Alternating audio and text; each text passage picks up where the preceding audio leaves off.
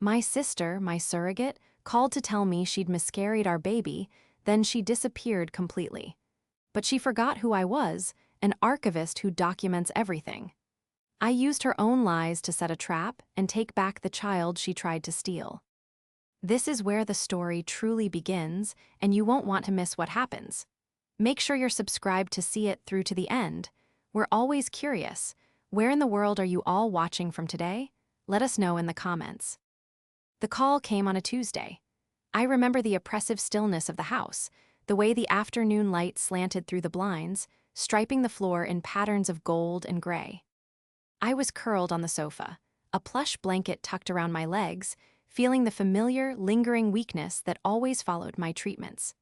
My husband, Leo, was in the kitchen, the gentle clinking of a spoon against a ceramic mug the only sound breaking the silence. For years, our lives had been a repeating cycle of hope and disappointment, a quiet landscape of waiting rooms and hushed consultations. But this time was different. This time, there was Isla. My sister. My beautiful, vibrant, chaotic younger sister had offered us the one gift I could never give myself. She was carrying our baby, my egg, Leo's sperm, a tiny, perfect miracle nestled safely inside her. For the first time in a decade, the future felt like a tangible thing, a place of sunlight and laughter instead of shadows. My phone buzzed on the cushion beside me, and I smiled when I saw her name. "Hey, you," I answered, my voice warm. "How are my two favorite people doing?" Silence, not the crackling pause of a bad connection, but a heavy, deliberate void. I sat up, the blanket pooling around my waist. "Isla, are you there?" A sound came through the receiver then, a ragged, choked sob that felt like a physical blow. It was a sound of such profound agony that my own breath hitched in my throat. "Isla, what's wrong? What happened?" "Julia," she gasped, her voice splintered into 1,000 pieces. "Oh, Julia, I'm so sorry." The world narrowed to the sound of her weeping. I stood up, my legs unsteady, my hand gripping the phone so tightly my knuckles turned white. Leo appeared in the doorway of the kitchen, his face etched with concern. "What is it?" he mouthed. "The baby," Isla cried, her words tumbling out in a torrent of despair. There was cramping this morning. I went to the doctor. Julia, there's no heartbeat. The baby is gone." The floor seemed to drop away from beneath my feet. I leaned against the wall for support, the cool plaster a stark contrast to the fire roaring in my ears. "No," I whispered. It wasn't a denial, it was a plea. "No, Isla, please, they must have made a mistake. We can get a second opinion." "There's no mistake," she sobbed, and her voice held a note of finality that was terrifying. "They did another ultrasound. There's nothing there. I lost our baby. I lost your baby. I'm so sorry." Leo was beside me now, his arm wrapped around my shoulders, his strength the only thing holding me upright. He took the phone from my shaking hand. "Isla, it's Leo. Where are you? We'll come right now." "No, don't," she said, her voice sharp with something that sounded almost like panic. I can't face you right now. I feel so ashamed. I need to be alone. My friend is here. She's taking care of me. Please, I'll call you when I can." Before Leo could protest, the line went dead. He stared at the phone, his expression a mixture of confusion and dawning horror.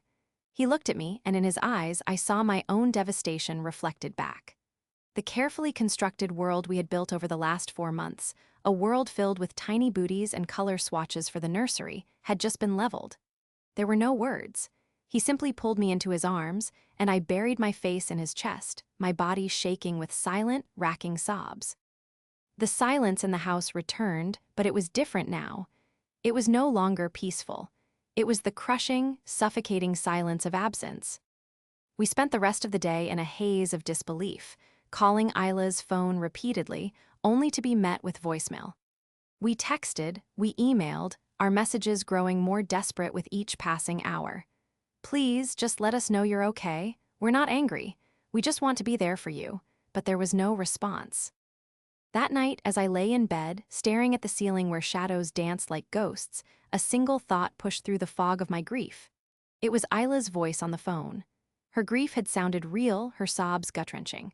But her refusal to see us, her insistence on being alone, it felt wrong. It was a dissonant note in the symphony of our shared tragedy. We had lost our child, a loss that was supposed to bind us together in our sorrow. Instead, a chasm had opened between us, vast and immediate. The loss of my baby was a pain I had prepared for my entire adult life. The loss of my sister, in the very moment I needed her most, felt like a wound with no end. The days that followed the phone call blurred into a monotonous cycle of grief and confusion. Each morning, I would wake with a hollow ache in my chest, the brief, merciful amnesia of sleep giving way to the stark reality of our loss. The nursery, which had been a room of joyful anticipation, was now a place of silent reproach. The half-assembled crib stood like a skeleton in the corner, and the tiny clothes I had so lovingly folded were tucked away in a drawer, their bright colors a mockery of our sorrow. Leo was my rock. He navigated the practicalities of our life, fielding calls from concerned family members and making sure I ate. He was grieving too, I knew, but he contained his pain, building a fortress around me with his quiet strength. Our shared sorrow was a language spoken in held hands and long, wordless embraces. Yet, beneath it all, an unsettling question lingered, unspoken but ever-present. Where was Isla? We tried her phone 100 times a day. By the end of the week, the automated message had changed. The number you have dialed is no longer in service. A cold dread, sharp and distinct from my grief, began to creep into my heart. We drove to her apartment, a small, artsy walk-up on the other side of town. The windows were dark. We buzzed her unit, then the building superintendent S. "Oh, her," the super said, a crumpled man with tired eyes. "She moved out, left yesterday, said she got a great job offer in another state, had to leave in a hurry, paid her rent through the end of the month and was gone." Leo and I stood on the sidewalk, stunned into silence. A job offer? Disconnecting her phone? She had said she needed space to grieve, but this wasn't creating space, this was erasure. This was a disappearance. We called our parents, hoping for an explanation. They were worried, of course, but their concern was tinged with a familiar, weary resignation. "Oh, you know Isla," my mother said, her voice laced with the faint thread of apology she always used when discussing my sister. "She's always been impulsive. When she's hurting, she runs. She probably couldn't bear to see you, to be reminded of, well, you know. She just needs time, Julia. She'll call when she's ready." Her words were meant to be comforting, but they felt like papering over a gaping hole. This was different from Isla's usual flights of fancy. This felt calculated.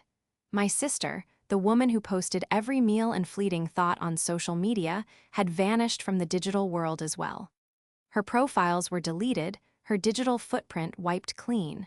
It was as if she had never existed. Weeks turned into a month, then 2. The raw edge of our grief began to soften, replaced by a dull, persistent ache and a growing sense of unease. Friends and family stopped asking about Isla, accepting the narrative that she was dealing with her trauma in her own way. Only Leo and I seemed to feel the wrongness of it all, the sharp, jagged edges of a story that didn't fit together. One rainy Saturday afternoon, I finally found the strength to clear out the nursery. I packed the tiny onesies and soft blankets into a storage box, each item a fresh prick of pain. At the bottom of the closet was a smaller file box, one I had meticulously organized months ago. It contained every document related to the surrogacy, medical records, financial statements, and at the very top, the comprehensive legal agreement drafted by our lawyer. I lifted the heavy folder, its weight feeling symbolic. It was the architecture of our dream, a framework of clauses and signatures that was supposed to guarantee our future. I ran my fingers over the crisp pages, the dense legal text a blur through my tear-filled eyes. I remembered the day we all signed it, me, Leo, and Isla, in the lawyer's mahogany-paneled office. Isla had been so cheerful, making jokes about the intimidating formality of it all.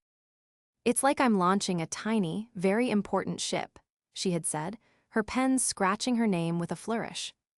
As I stood there in the silent nursery, holding the tangible proof of a promise that had dissolved into thin air, a thought surfaced, clear and cold through the murk of my emotions.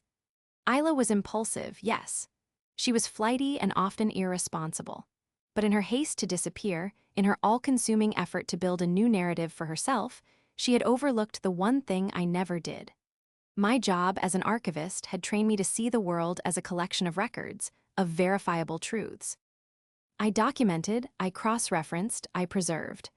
Isla had told a story of loss and grief, a story she expected us to accept without question. But she had forgotten one crucial thing: I had the original manuscript. To understand the depth of Isla's betrayal, you have to understand the landscape of our lives leading up to it. For as long as I could remember, I was the planner, and she W. As the dreamer, I was the one with the 5-year plan, the steady job, and the carefully managed savings account. Isla was the one with the half-finished canvases, the whirlwind romances, and the perpetual belief that her big break was just around the corner. Our parents, in their well-meaning way, had reinforced these roles. I was reliable Julia, and she was artistic Isla. They praised my stability and funded her spontaneity. I loved her fiercely. I was her biggest defender, her softest place to land. When she dropped out of art school, I helped her set up her freelance design business. When she couldn't make rent, Leo and I would quietly cover the shortfall, framing it as an early birthday gift or a loan she never had to repay. We wanted her to be happy, to find her footing in a world that she seemed to dance through, untethered. My own life, for all its outward stability, had a deep and persistent crack running through its foundation: my inability to have a child. Leo and I met in our late 20s and knew almost instantly that we wanted a family. What followed was a decade-long odyssey of hope and heartbreak. We navigated the sterile, emotionally fraught world of fertility treatments, enduring countless procedures, staggering financial costs, and the quiet, creeping despair that comes with a body that refuses to cooperate. Each failed attempt was a small death, a chipping away at the future we so desperately wanted. By my mid-30s, the doctors were using words like unviable and statistically improbable. The grief was immense, a constant companion. It was during one of my darkest periods that Isla came to us. We were at our parents' house for Sunday dinner, and the air was thick with the things no one was saying. After dinner, she found me on the back porch, staring out at the darkening garden. "I hate seeing you like this," she said softly, sitting beside me. "It's not fair. You and Leo would be the most amazing parents." I gave a weak, watery smile. "Thanks, Is." She took a deep breath, and her next words changed everything. "I've been thinking about it a lot," she said, her voice uncharacteristically serious. "I want to do it. I want to be your surrogate." I stared at her, certain I had misheard. "What?" "Let me carry your baby," she repeated, her eyes shining with earnestness. "You have viable eggs, right? And Leo's fine. The problem is just the oven, not the ingredients. So, use my oven. Let me do this for you, for us." It was an offer of such staggering generosity that I burst into tears. Leo was hesitant at first, worried about the emotional complications, about the toll it might take on Isla. But she was insistent, brushing off his concerns with her signature breezy confidence. "It's the least I can do," she'd said. "Julia has been my rock my entire life. It's my turn to be hers." We spent months with lawyers, psychologists, and doctors. The legal agreement was ironclad, stipulating in no uncertain terms that the child was biologically ours and that we would have sole legal and physical custody from the moment of birth. Isla seemed almost bored by the legalities, more interested in the exciting parts: the ultrasounds, the news of the successful embryo transfer. Looking back now, I can see the warning signs, faint and easily dismissed at the time. There was her pointed interest in the financial side of things. While she refused formal compensation, she was more than happy to accept the generous monthly allowance we provided for maternity expenses, which often seemed to be spent on new clothes and expensive dinners. There were her vague, wistful comments like, "I can't imagine what it must feel like to know you're creating a whole new person," which I mistook for empathy. I saw what I wanted to see: a loving sister making the ultimate sacrifice. I was blind to the undercurrent of envy that had always flowed beneath the surface of our relationship. She wasn't just offering to help me, She was, in a way, taking over the one part of my life I couldn't control, and for the first time, she was the one with all the power. The pregnancy made her the center of the family's attention, the hero of our story. And I realize now, she never planned on giving up the part. 3 months after Isla's disappearance, the grief had settled into a heavy, suffocating fog. Life had a strange, hollow quality, as if we were living in a house where all the furniture had been removed. We moved through our days, we went to work, we smiled at the right times, but the color had been drained from our world. The silence from Isla was absolute, and with each passing day, the story our parents clung to, that she was grieving in isolation, wore thinner and thinner, becoming transparent enough to see the unsettling truth on the other side. The turning point came not with a bang, but with a buzz. It was a Thursday evening. I was sitting at my desk in my home office, trying to lose myself in the meticulous work of cataloging a collection of historical letters. Leo was making dinner, the scent of garlic and herbs drifting down the hallway. My phone vibrated against the wood of the desk. It was a message from Sophie, my best friend from college. The message started with, "This is going to sound crazy, but..." My heart began to beat a little faster. Sophie was a consultant who traveled frequently for work. "I'm in Portland for a conference. I was at a cafe this afternoon, and I swear I saw Isla. I know it's impossible, but it looked exactly like her. I tried to get a picture." Beneath the text was an image, slightly blurry, taken from a distance. It showed a woman with Isla's unmistakable fiery red hair, sitting at an outdoor table. She was turned in profile, laughing at something the person across from her had said. But it wasn't her face that made the breath catch in my throat. It was her body. She was wearing a loose-fitting sundress, but there was no hiding the distinct, perfect curve of her belly. She wasn't just pregnant, she was very pregnant. I stood up so quickly my chair scraped against the floor. "Leo," I called, my voice tight and strained. He rushed into the room, his face alarmed. "Julia, what is it?" I couldn't speak, I just held out the phone. He took it, his eyes scanning the screen. I watched his expression shift from confusion to disbelief, and then to a cold, hard fury I had never seen in him before. "That's not possible," he whispered, looking from the phone to me. She can't be." But we both knew she was. The photo was the key, unlocking a door to a room we had been too afraid to enter. The miscarriage was a lie. Her disappearance was a lie, all of it. The past 3 months of our lives, the crushing weight of sorrow we had carried, had been built on a foundation of deceit. The grief didn't vanish. It transformed, crystallizing into something sharp, cold, and clear. It became resolve. My training as an archivist took over. Emotion was a variable, unreliable, and messy. Facts were concrete. I went to the filing cabinet and retrieved the surrogacy folder. The weight of it in my hands was no longer sorrowful. It was empowering. It was evidence. "What are we going to do?" Leo asked, his voice low and dangerous. "We're not going to be victims," I said, my own voice surprising me with its steadiness. "We're going to be methodical." I spread the documents across my desk. The ironclad legal agreement, signed and notarized. The medical records from the fertility clinic, proving my biological connection to the embryo. The financial records, showing the consistent transfers from our account to hers, establishing a clear pattern of support under the terms of our agreement. It was all there. Isla may have stolen our hope, but she couldn't steal the truth. The first call I made was to Alan, the lawyer who had drafted the contract. I explained the situation calmly and concisely, emailing him Sophie's photo as I spoke. He was silent for a long moment after I finished. "In my 25 years of practicing family law," he said finally, his voice grim, "I have never encountered a case of such calculated, cruel deception. But do not worry, Julia. The law is unequivocally on your side. She has not just broken a contract. She has likely committed fraud and is planning an act of custodial interference." The second call was to a private investigator Alan recommended, a woman named Ms. Davies who specialized in sensitive family cases.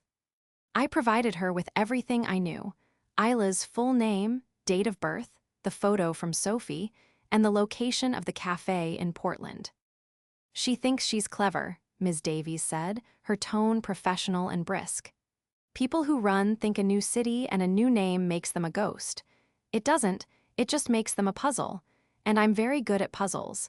I'll be in touch within 48 hours. Hanging up the phone, I felt a profound shift inside me.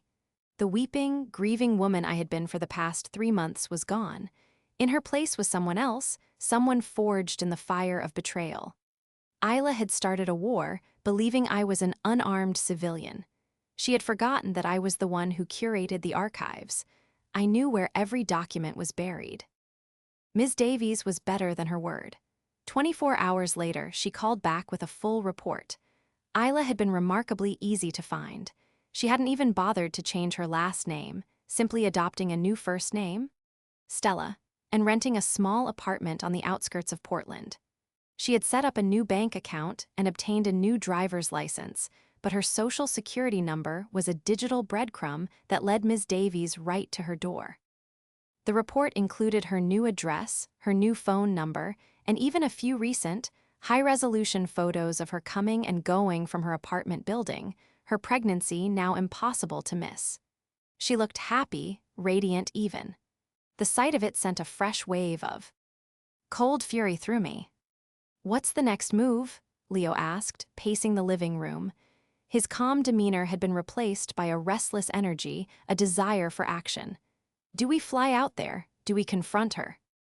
"No," I said, echoing the advice from our lawyer, Alan. "A direct, emotional confrontation is what she would expect. It would allow her to play the victim, to create a scene, to twist the narrative. We are not going to play her game. We are going to play ours." Our strategy was surgical, designed to dismantle her new reality piece by piece from a distance. Alan drafted a letter. It was not an accusation or a threat.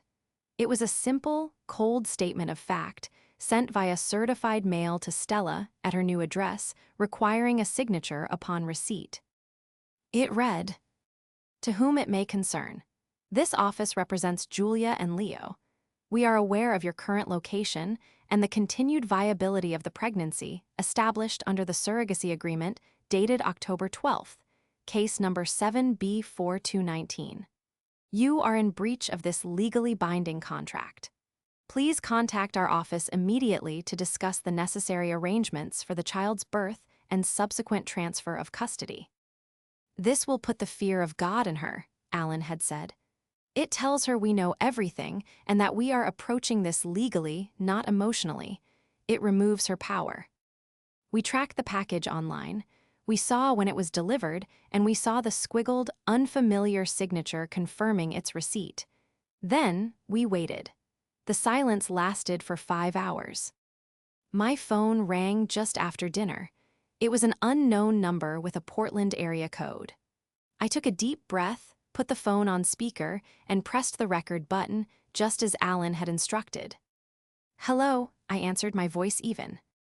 "How dare you?" The voice was Isla's, but it was pitched high with panic and rage.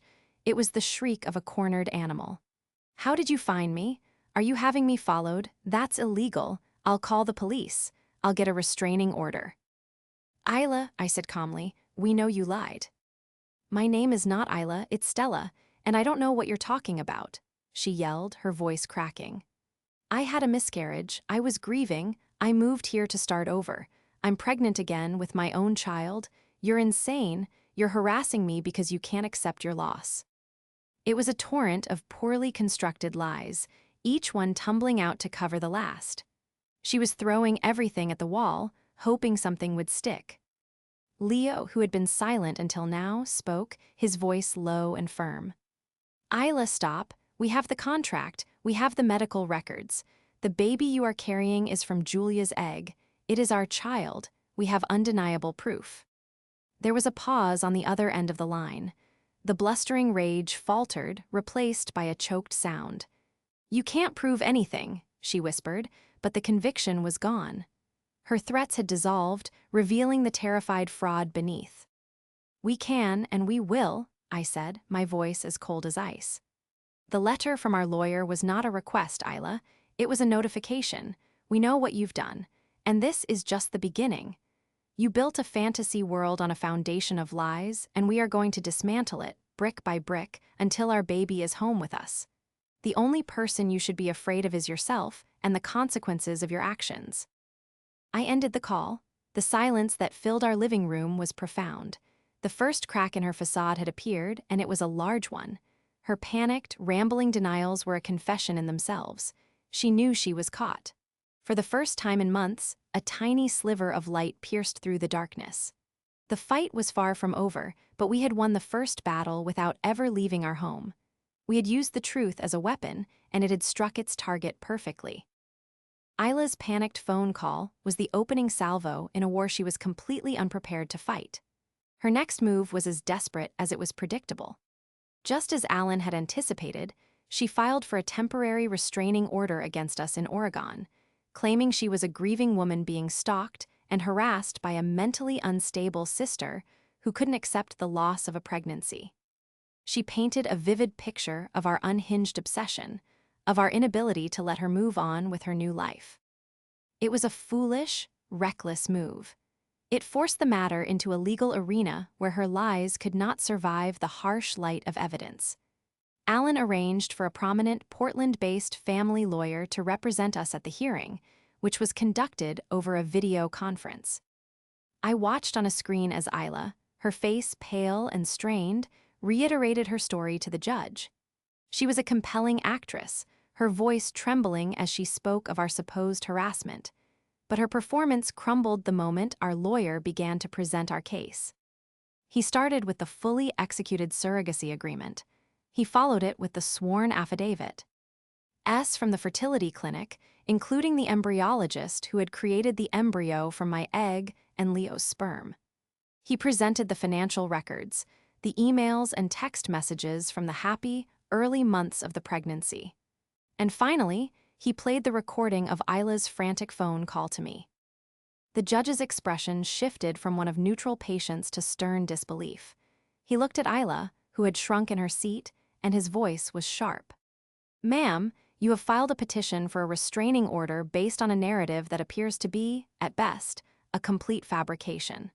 The evidence presented suggests you are in breach of a legal contract and are perpetrating a significant fraud.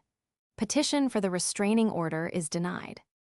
And I would strongly advise you to retain competent legal counsel, as I suspect you are going to need it." The screen went blank. The victory felt hollow, a necessary step on a painful journey. There was no joy in watching my sister's lies be so publicly dismantled. There was only a grim sense of purpose. With the legal path in Oregon now opening up, Alan and Ms. Davies worked in tandem. The investigation into Isla's life revealed the true extent of her premeditation. She hadn't just run away in a moment of panic. She had been planning this for months. Ms. Davies uncovered emails Isla had sent to a friend from art school, vaguely referencing a life-changing opportunity and a way to finally have the life I deserve. She had been researching states with ambiguous surrogacy laws, mistakenly believing Oregon offered her more protection than it did. She had opened the new bank account 2 months before she faked the miscarriage. This wasn't an act of desperation. It was a calculated, cold-blooded heist. The final piece of our case was preparing for the birth. Alan's team filed an emergency petition in the Oregon Family Court to establish our parentage and secure an order granting us immediate custody of the child upon birth. It was a race against time, with Isla's due date fast approaching. This led to the second, more powerful confrontation. The court ordered a mediated video conference between both parties and their legal teams. This time, Isla appeared with a court-appointed lawyer who looked overwhelmed and exhausted. The bravado was gone. She was quiet, her eyes downcast. Our lawyer began, laying out the undeniable facts in a calm, methodical tone. He presented the new evidence from the Pies report, the emails, the bank records, the proof of her careful planning. Then it was my turn to speak. I looked at the image of my sister on the screen, a woman who was now a stranger to me. "Isla, this is not a debate," I said, my voice steady. "This is a presentation of fact. The baby you are carrying is biologically mine and Leo's. You signed a contract agreeing to give us that child. Instead, you concocted a cruel lie that put us through months of unnecessary agony. You tried to steal our daughter." I paused, letting the words hang in the air. There is no version of this story where you walk away with our child. That is a legal and biological impossibility. The only thing left to decide is how much damage you want to do to your own future. You can cooperate, or you can continue this fight and face the full legal consequences, which I assure you will be severe." Her lawyer, a weary-looking man in a rumpled suit, leaned over and whispered something to her. I saw her shoulders slump in defeat. The spell was broken. The fantasy she had constructed, the new life, the new name, the baby she believed she could claim as her own, had evaporated. She looked up, her eyes meeting mine through the screen for the first time. They were filled not with remorse, but with the hollow emptiness of absolute defeat. She nodded once, a tiny, almost imperceptible motion. It was over. She was surrendering. The surrender was not an end, but the beginning of a tightly controlled and nerve-wracking process. The court, acting on the overwhelming evidence, issued a pre-birth order that established me and Leo as the sole legal parents of the child. It mandated that the hospital notify our lawyer the moment Isla went into labor, and that we be granted immediate access to our daughter. Isla was, in legal terms, reduced to her original role, a gestational carrier with no parental rights. The call came a week later in the dead of night. It was Alan. "She's at Portland General. Her water broke an hour ago." The next few hours were a blur of adrenaline and anxiety. We had bags packed, plane tickets booked in advance. We caught the first flight out, the sky outside the airplane window shifting from inky black to a soft, pre-dawn gray. We didn't speak much. There was nothing left to say. We were suspended between the end of a nightmare and the beginning of a dream, and the space in between was fraught with tension. We arrived at the hospital and were met by our local lawyer and a court-appointed social worker. They escorted us to a private waiting room, explaining the protocol. Isla was in a room at the other end of the maternity ward. The hospital staff was fully briefed on the court order. Once the baby was born and deemed healthy, she would be brought to us. We would not have to see Isla. The hours ticked by, each minute stretching into an eternity. Finally, just after noon, the social worker entered the room, a gentle smile on her face. "Congratulations," she said softly. "You have a healthy baby girl." Tears streamed down my face, tears of relief, of exhaustion, of a joy so profound it was physically painful. Leo gripped my hand, his own eyes shining. A few minutes later, a nurse came in, carrying a small, swaddled bundle. She was perfect, a tiny, miraculous being with a dusting of dark hair and Leo's determined frown. I reached out and took her, my arms, which had felt empty for so long, finally full. I looked down at her face, and the world, with all its pain and betrayal, fell away. There was only her, our daughter. We spent the next hour in a state of bliss, counting her tiny fingers and toes, marveling at the miracle of her existence. But there was one final piece of business to attend to. My lawyer advised it. The social worker agreed it was necessary for closure. I needed to see Isla. Leo stayed with the baby, who we had already decided to name Hope. The social worker escorted me down the quiet hallway to Isla's room. I paused at the door, taking a deep breath to steady myself. When I walked in, she was sitting up in the hospital bed, staring at the blank television screen on the wall. She looked small and tired, the defiant anger replaced by a palpable emptiness. She didn't seem surprised to see me. She just turned her head and looked at me, her eyes vacant. "Julia," she said, her voice a flat monotone. I stood at the foot of her bed, my hands clasped in front of me. I had imagined this moment 1,000 times. I had imagined screaming, crying, demanding to know why. But looking at her now, all I felt was a vast, cold sadness. "I didn't come here to yell," I began, my voice quiet but firm. "I came here because I need you to understand what you did. You didn't just lie about a miscarriage, Isla. You tried to erase me. You tried to steal my daughter and my future. You took our shared grief and used it as a weapon against us. You built a new life on our pain." I let the words sink in. She didn't respond, just continued to stare at me with those empty eyes. "I spent years grieving a child I couldn't have," I continued. "And then you made me grieve a child I thought I had lost. Of all the things you've done in your life, this is the one thing that can never be undone. This is the end of us." A single tear finally traced a path down her cheek. "I just wanted her to be mine," she whispered, the words so faint I could barely hear them.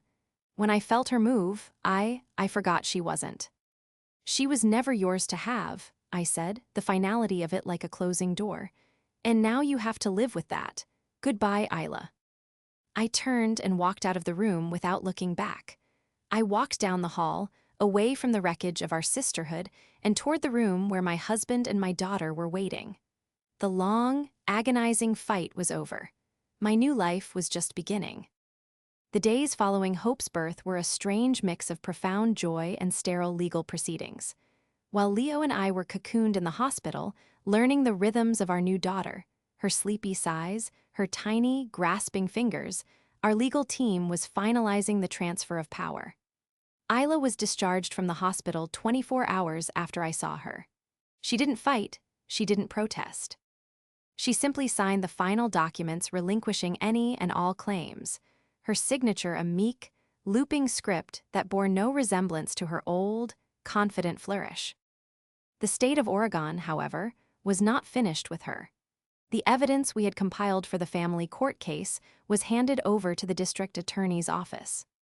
A prosecutor, moved by the sheer audacity of her deception, filed criminal charges against her for fraud and custodial interference. The legal system that Isla had mistakenly believed would protect her fantasy was now poised to become her jailer.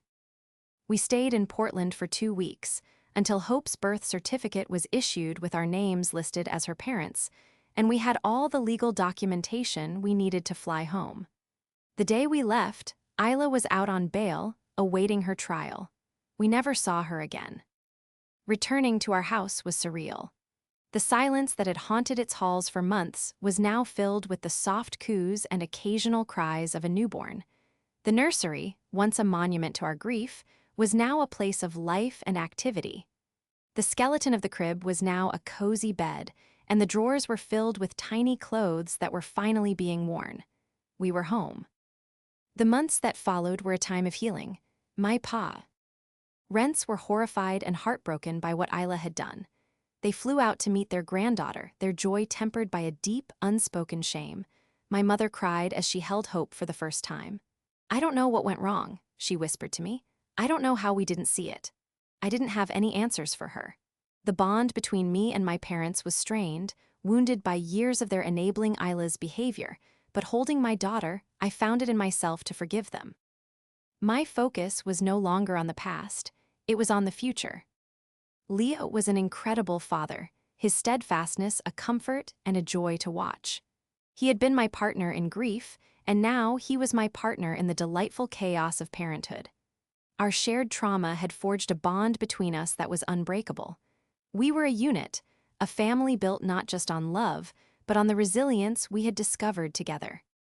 6 months later, Isla's trial concluded. Faced with overwhelming evidence, she accepted a plea bargain.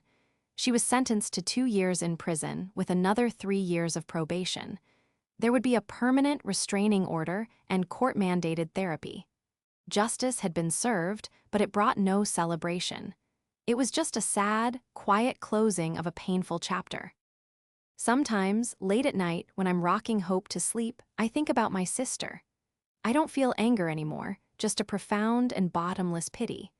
She had been so desperate for a life of meaning and love that she had tried to steal mine, and in the process, she had destroyed her own. She had grasped for a child, but had failed to understand that motherhood is not about possession, it's about sacrifice. My life as an archivist taught me the importance of records, of the tangible proof of a life lived.